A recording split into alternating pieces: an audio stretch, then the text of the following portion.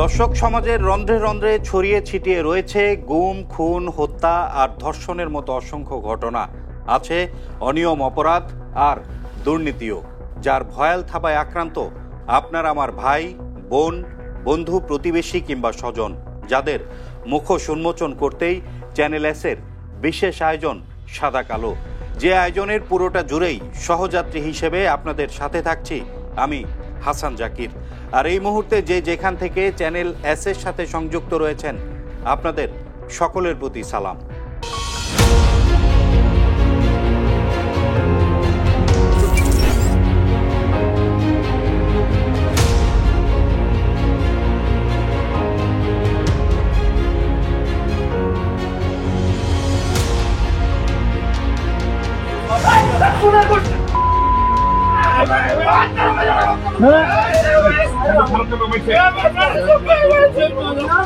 আমাদের এবারের পর্বটিও শুরু করার আগে দর্শক আপনাদেরকে একটু সতর্ক করতে চাই, কারণ আমাদের এবারের পর্বটিও অনেকটা স্পর্শকাতর।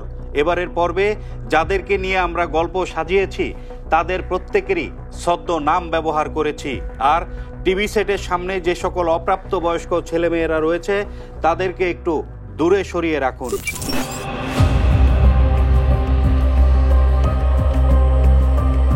4 নভেম্বর 2024 গাজীপুরের শ্রীপুর উপজেলার চন্নাপাড়া এলাকা থেকে আশরাফুল ইসলাম নামের এক ব্যক্তির মরদেহ উদ্ধার করে পুলিশ। একই স্থান থেকে গুরুতর জখম হওয়া এক নারীকেও উদ্ধার করে পাঠানো হয় হাসপাতালে। এ ঘটনায় পুরো এলাকায় চাঞ্চল্যকর পরিস্থিতির সৃষ্টি হয়। আশরাফুল ইসলাম নামের ওই ব্যক্তিকে হত্যা করেছে ঘটনাস্থলে জখম হওয়া নারী তাসলিমা খাতুনের স্বামী স্থানীয় রাজমিস্ত্রি আজিজুল হক। হত্যার পরপর গা ঢাকা দেন আজিজ।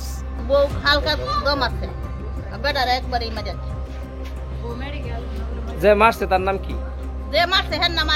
হত্যার রহস্য উদ্ঘাটনে আইনশৃঙ্খলা বাহিনীর পাশাপাশি অনুসন্ধানে নামে চ্যানেল এস এর টিম সাদা কালোর অনুসন্ধান দলও।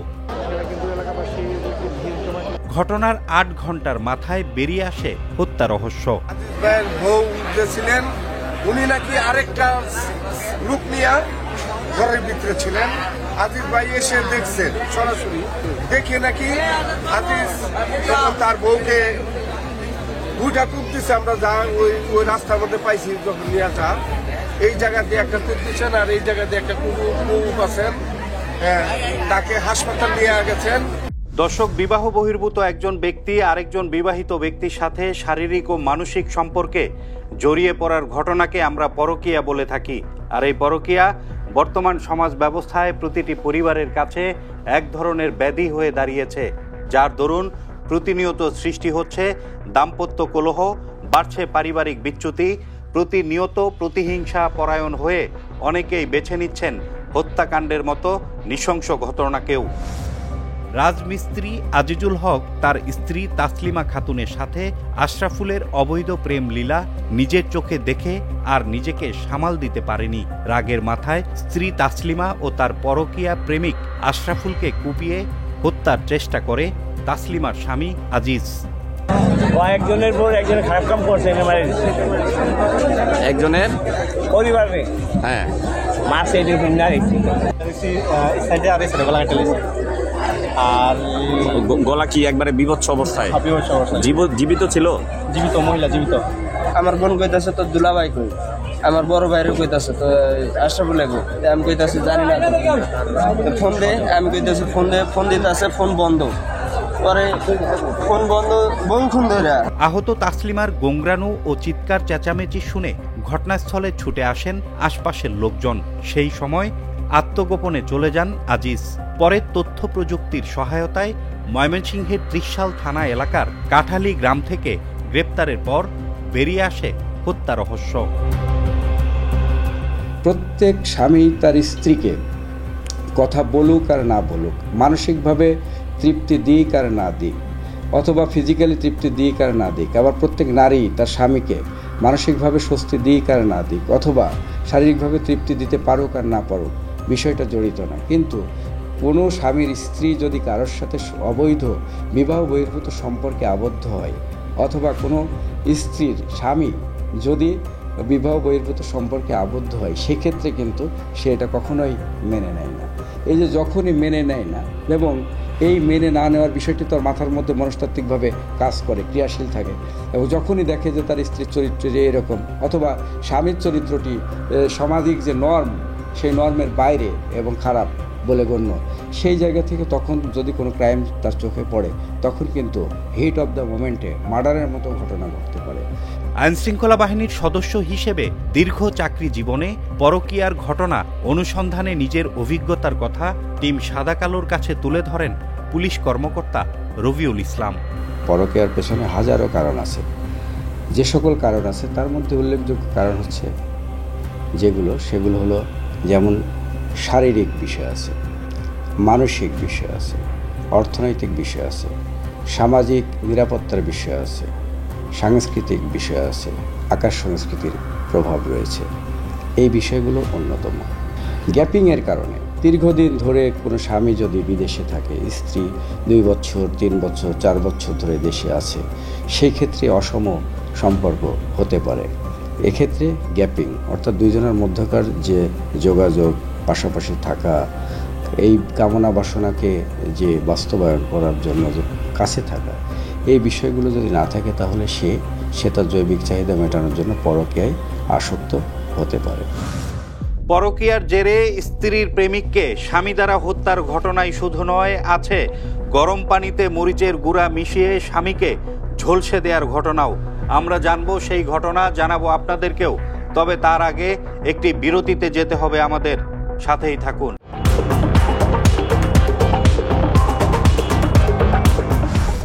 ফিরে এলাম বিরতির পর। দর্শক, বিরতির আগে আমরা কথা দিয়েছিলাম গরম পানিতে মরিচের গুঁড়া মিশিয়ে একজন স্ত্রী কিভাবে তার স্বামীকে ঝলসে দিয়েছিল, সেই ঘটনা আপনাদের জানাবো। আমরা জানবো এই ঘটনা। তবে তার আগে চলুন জেনে আসি পরকীয়ার কারণে কিভাবে সামাজিক রোষানলে পড়তে হচ্ছে মানুষকে। গাজীপুরের গজারিয়া পাড়া এলাকা, রাজেন্দ্রপুর চৌরাস্তা থেকে সড়ক পথে এলাকাটির দূরত্ব প্রায় 5.5 কিলোমিটার। গার্মেন্টস সহ বিভিন্ন কলকারখানা থাকায় এলাকাটিতে পরিবার পরিজন নিয়ে বসবাস করেন অসংখ্য মানুষ। আর আমি এখানে চাকরি করি হাবিটুস ফ্যাশন লিমিটেডে।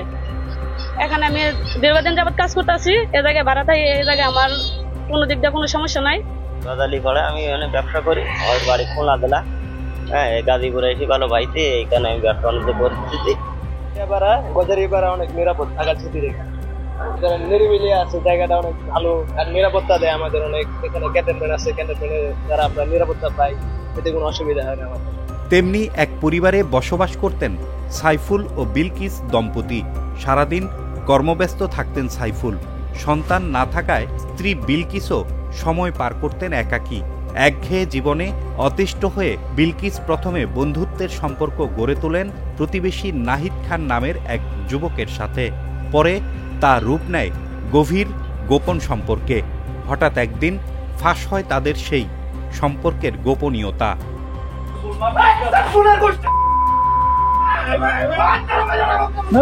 নাহিদ ও বিলকিসের অন্তরঙ্গ মুহূর্তে হানা দেয় স্থানীয়রা।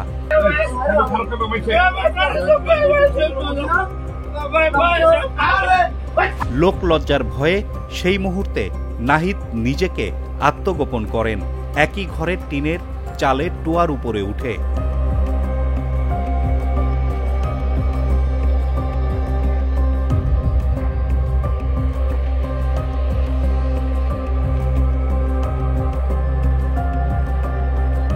পরে সেখান থেকে তাকে বের করে নিয়ে আসেন স্থানীয়রা।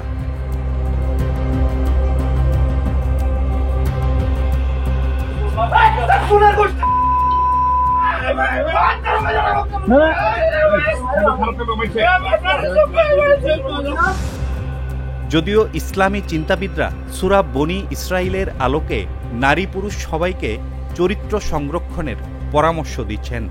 শরীয় দৃষ্টিকোণ থেকে সে বিবাহিত পুরুষ হোক, অবিবাহিত পুরুষ হোক, বিবাহিত নারী হোক, অবিবাহিত নারী হোক, যদি পরস্পর অবৈধ কোনো সম্পর্ক থাকে, চাই এটা প্রেমের সম্পর্ক হোক অথবা যৌন সম্পর্ক হোক অথবা যে কোনো অথবা শারীরিক সম্পর্ক হোক, যে কোনো সম্পর্কে জড়িত হইলে এটাকে পরকীয়া বলে।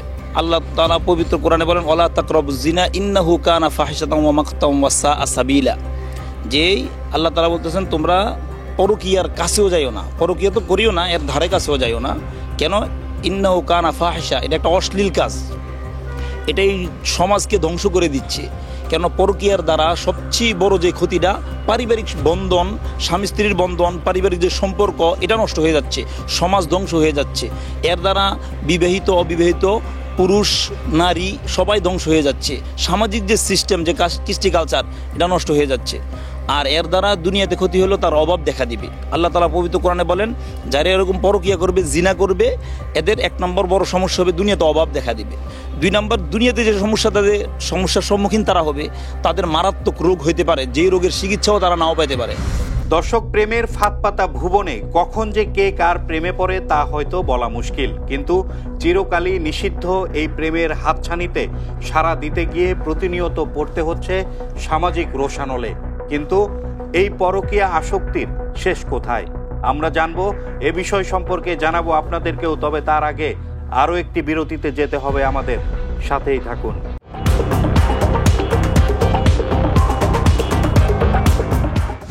বিরতির পর আবারও স্বাগত চ্যানেল এস-এর অপরাধ ও অনুসন্ধানমূলক আয়োজন সাদা কালোতে। দর্শক, আপনাদের নিশ্চয় মনে আছে, প্রথম বিরতির আগে আপনাদেরকে কথা দিয়েছিলাম গরম পানিতে মরিচের গুঁড়া মিশিয়ে একজন স্ত্রী কিভাবে তার স্বামীকে ঝলসে দিয়েছিল, সেই ঘটনা আপনাদের জানাবো। চলুন জেনে আসি। পটুয়াখালী মেডিকেল কলেজ হাসপাতালের বিছানায় ব্যথার যন্ত্রণায় কাতর সুমন দাস। মুখমণ্ডল সহ তার সমস্ত শরীর গরম পানি দিয়ে ঝলসে দেওয়া হয়েছে, তাই চিকিৎসা নিতে ভর্তি হয়েছেন হাসপাতালে। আমি কম্বল মুড়ো দিয়ে ঘুমিয়েছিলাম, ও হয়তো গরম পানি করে নিয়ে এসে আমার কম্বল যে টান দিয়েছে, আমি ওঠা ধরছি, এর ভিতরেই আমার ফেজে ছিঁড়ে মারছে। সম্পর্ক আছে বলে এরকম না, কিন্তু সে আমাকে অতিরিক্ত সন্দেহ করে, আর এই সন্দেহের কারণেই এরকম একটা কাজ করছে। আমি আগেও এর সাথে সেপারেট হতে চাইছি, আমার ফ্যামিলি শুধু বলে যে বিয়ে যেহেতু হয়েছে মানাই। স্বামী স্ত্রীর পারিবারিক কলহের জেরে সুমনের স্ত্রী প্রতিশোধ নিতে তার উপর গরম পানি ও মরিচের গুঁড়া মিশিয়ে হাত পা ও মুখমণ্ডল ঝলসে দিয়েছে। কিন্তু কেন? জবাবে সুমন দাসের স্ত্রী বন্যা দাস জানান, আত্মমর্যাদা রক্ষার্থে তিনি এ কাজ করেছেন। কারণ ও পরকীয়া করে, এই কারণে আমার বলতেছে যে তোর মেয়ে আমি নিয়ে যাবো, আমি ওই মেয়ের সাথে বিয়ে করবো, তোর আমি ডিভোর্স দেবো, তুই কি আমি শান্তি থাকো, আমি দেখেছিলাম, তুই যদি আমার থানা পুলিশ করো, তুই কি এত আমার কিছু আয় যাবে না। আমার প্রতিনিয়ত মারধর করে, আমার গায়ে এখন দাগ আছে। আমার এই সেদিনকেও গায়ে ব্যাট দিয়ে মারছে, মেয়ে নিয়ে ঘুরতে গেছে, এটা দেখে আমি ওর মারেও দেখাইছি যে দেখেন এই মেয়ে নিয়ে এখনো সম্পর্ক রাখে। এর আগে পুলিশ দিয়ে ধরাইছি ওকে দুইজনের। তারপর ওরা গোপনে পরকীয়া করতেছে, ঘুরে ফেরে আমার বলতেছে ওই মেয়েও বিয়ে করবে, মুসলিম হয়ে যাবে, আর আমার মেয়ে নিয়েও যাবে, আমার মেয়েরও মুসলিম বানাইবে। বন্যা দাসের অভিযোগের সূত্র ধরে চ্যানেল এস-এর সাদা কালোর অনুসন্ধান দল ঘটনার নেপথ্যের ঘটনা খুঁজতে ছুটে যায় পটুয়াখালী সদর উপজেলার কাঠালিয়া গ্রামে।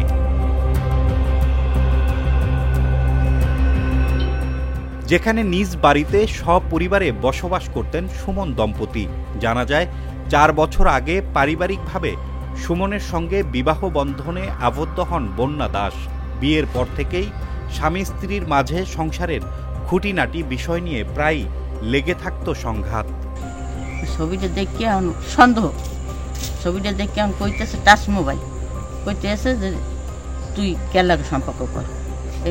কে বলতেছে? সুমনের বউ বন্যা দাস বলতে আছে যে তুই কেলাকে সম্পর্ক করো।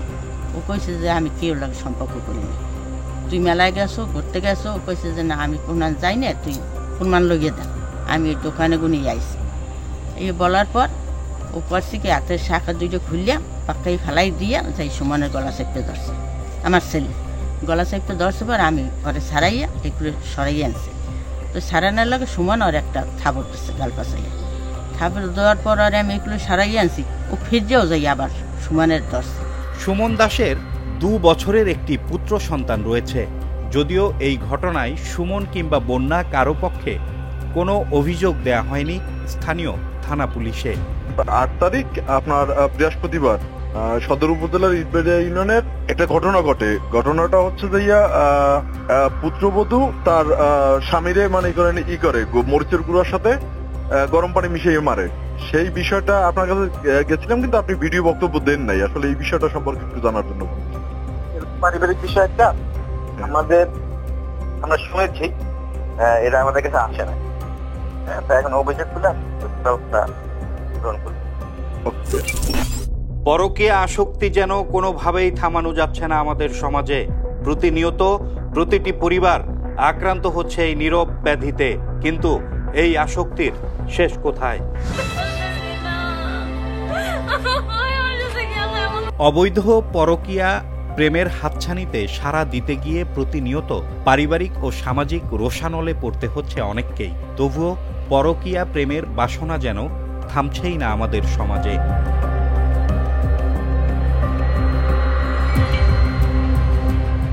প্রতিনিয়ত বাড়ছে তালাক কিংবা বিবাহ বিচ্ছেদের ঘটনা। বাংলাদেশ পরিসংখ্যান ব্যুরো BBS সহ বিভিন্ন গবেষণায় বিচ্ছেদের সবচেয়ে বড় কারণ হিসেবে উঠে এসেছে পরকীয়ার নাম।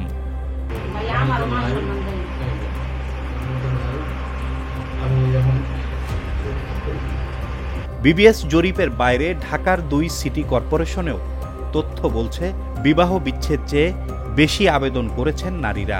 2022 সাল থেকে 2024 সালের ডিসেম্বর পর্যন্ত ঢাকা দক্ষিণ সিটি কর্পোরেশনে মোট বিবাহ বিচ্ছেদ হয়েছে 9,698টি। এর মধ্যে স্ত্রীরা আবেদন করেছেন 7,383টি। আর ঢাকা উত্তর সিটি কর্পোরেশনে বিবাহ বিচ্ছেদের আবেদনের শতকরা 65% করেছেন নারীরা। তালাক বা বিবাহ বিচ্ছেদের ঘটনায় BBS জরিপ যে কটি কারণ চিহ্নিত করেছে তার মধ্যে অন্যতম হচ্ছে পরকীয়া।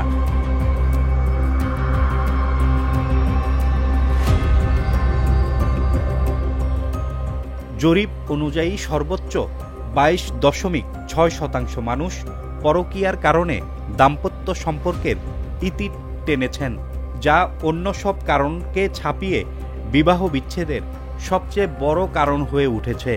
অন্যান্য যে কারণগুলোতে সম্পর্ক ভেঙে যাচ্ছে সেখানেও পরোক্ষভাবে ভূমিকা পালন করছে বিবাহ বহির্ভূত সম্পর্ক।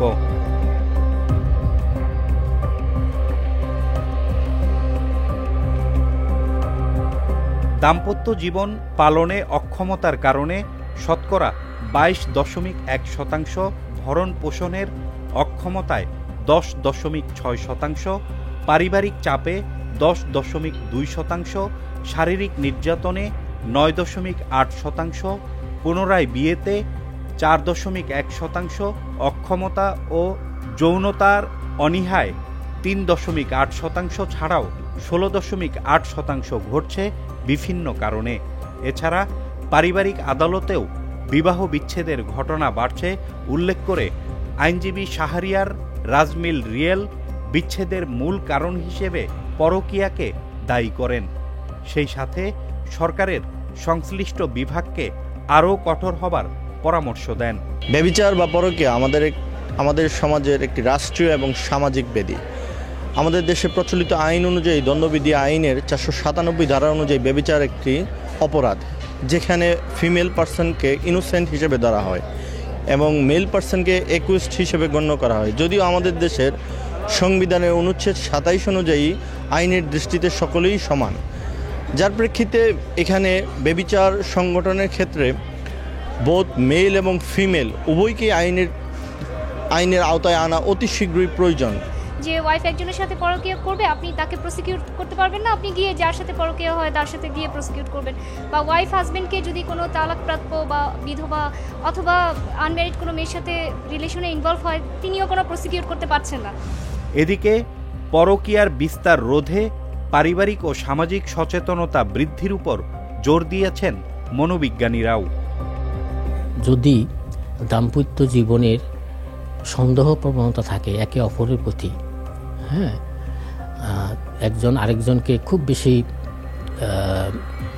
পজিটিভনেস নিয়ন্ত্রণে রাখতে চায়, সেটা এক ধরনের সমস্যা তৈরি করে অনেক ক্ষেত্রে। তখন বিরক্তি হয়ে যায় বা সম্পর্কের প্রতি বিতৃষ্ণা এসে যায় এক পক্ষের।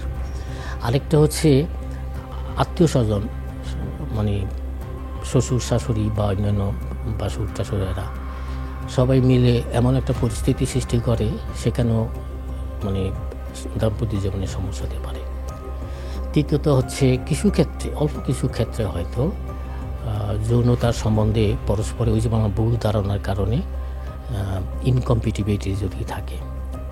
আর সবচেয়ে বড়টা হচ্ছে পরস্পরের সব কিছু মিল আছে, কিন্তু পরস্পরের সাংস্কৃতিক যে দিক, মতের যে মিল, দৃষ্টিভঙ্গির যে মিল, এবং সবচেয়ে ইম্পর্টেন্ট ব্যক্তিত্বের যে ফারাক, এগুলি কিন্তু সহজে পূরণ করা যায় না।